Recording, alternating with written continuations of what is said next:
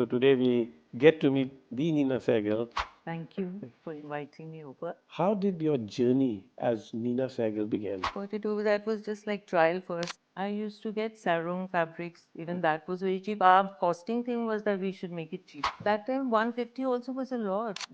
Telling me, Loy, has paying na? I said, paying, where to get cheaper than that? So the journey of 150 baht to now we any limit. There's no Yes, limit. yes. 7:30 I used to come from India in the morning. By 8 they're sitting in so ready. And now only I want this, I want this. When I started doing this work, right, it started giving me so much happiness that I realized that this is inherent in me. Yes, when I was doing it, I couldn't go. I had objections from everybody. Why are you going to India? And then we faced so much because nobody believed in ready-made clothes at that Yes, point. yes. They said nobody will wear ready-made clothes. Kaun pehenga? Actually, the ready-made could have started from there.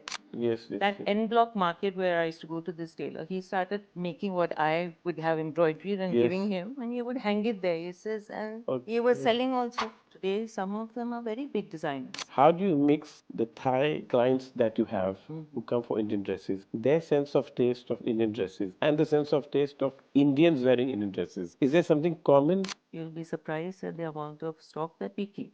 Okay. You can cater to anything. You just name it. We have it in the store. Matlab in 3 months, 32 brides like that. Just doing work, work, work, work. थम पे मेरे दुख खाई left right शुरू से they've always said you're a passionate fashion designer. So I Passionate. said, what is a passionate fashion designer? Yeah, They said, what even is- if you sell a 5,000 baht outfit, your eyes are shining.